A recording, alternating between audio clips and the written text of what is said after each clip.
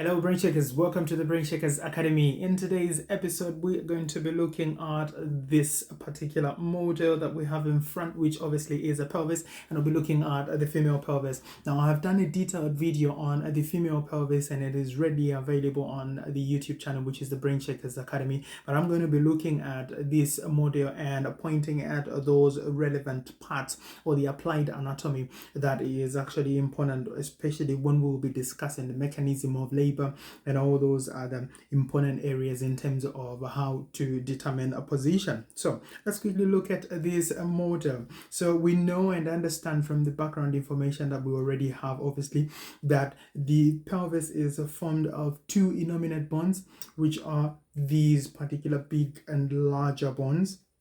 And then outside of that, you also have the sacrum and the coccyx as well, which are fused bones right in the posterior aspect. So anteriorly, we know that these two innominate bones, which are these larger bones here, anteriorly they're joined together by the symphysis pubis. This is the symphysis pubis, which is just basically just mere cartilage that is joining these two bones here, that is the right and the left innominate bones. Now from the symphysis pubis, we will also look, when we'll come to look at the process of labor, we'll come to look at why the symphysis pubis is an important landmark as well. So the two innominate bones that we have here are comprised of three main bones. So you have the larger part or the larger aspect here, which is the ilium, and then from the ilium you have this end part here that comes all the way to the symphysis pubis, which we call the pubic bone,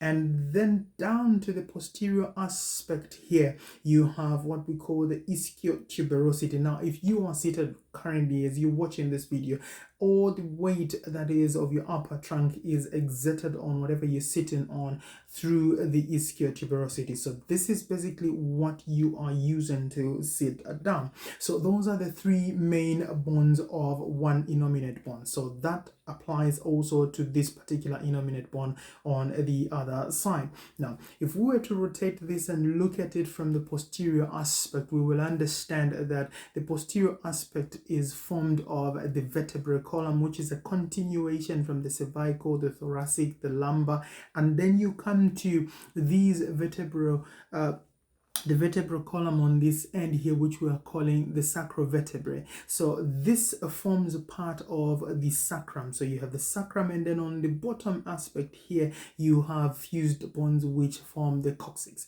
Now the coccyx and the sacrum are joined together by an important joint there that we call the sacrococcygeal joint, which just means of the sacrum and the coccyx, meaning that the sacrococcygeal joint.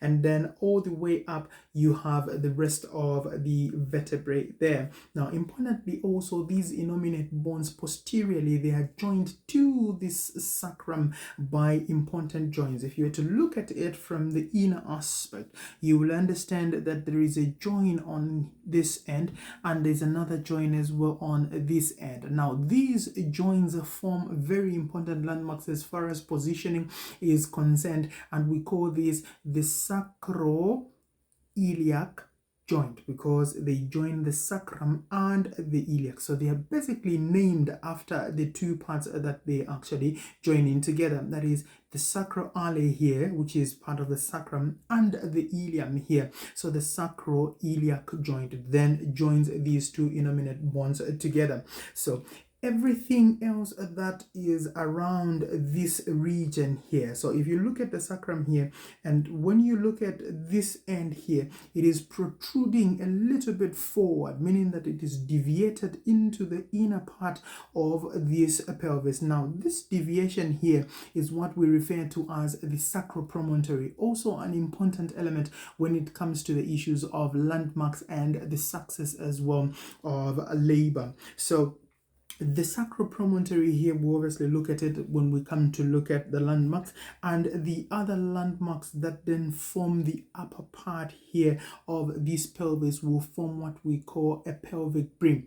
Now if they form a pelvic brim, then everything that is up on above that pelvic brim is going to be referred to as being the false pelvis, and then all the other parts down below the pelvic brim is what is going to be referred to as the true pelvis. So that is the pelvis, and then in between here you have these spaces here, which is just the obturator foramen, and you have this hole here, or an opening or space, that is referred to as an acetabulum. This is where the femur of the leg now is going to come in and attach, so that there is connection of the upper trunk to then the lower part of your body, which is the limbs as well. And then you have connection from this lumbar vertebrae all the way, giving you the upper trunk. So that is your pelvis in brief, and I have done a detailed video, like I did make mention.